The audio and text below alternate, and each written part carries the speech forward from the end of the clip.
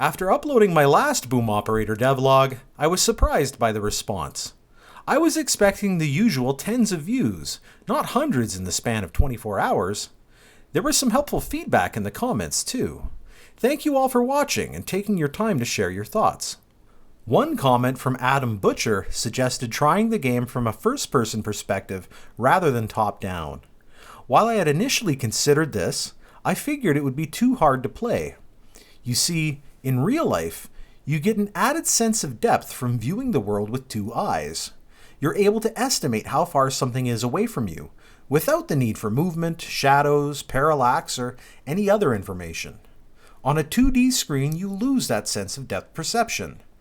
The overall popularity of Mr. Butcher's comment, however, made me reconsider. So, here we are, playing Boom Operator from the first-person perspective.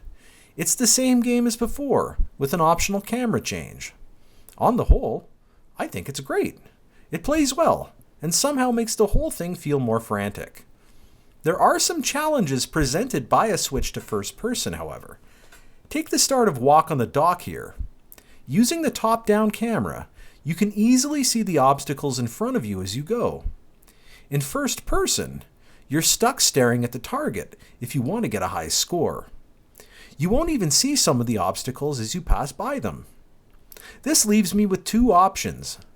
Keep this as an intentional part of the design, forcing players to memorize their path through the level, either by playing and replaying it or by watching the level preview, or design levels such that the player moves forward into the level, allowing them to see the obstacles ahead of time. I also thought some more about lighting, and realized I was overthinking the preview meshes I discussed in the last video. By using a bright real-time light source, it's plain as day whether or not the player is casting a shadow. If the player is casting a shadow into the camera, I can turn the camera preview shape yellow rather than white as an indicator to the player. Note that this shape turns red if the player is visible on camera. Colton Davies. It's always a pleasure to be here. I was going to be here on a Saturday night anyway, thanks for having me.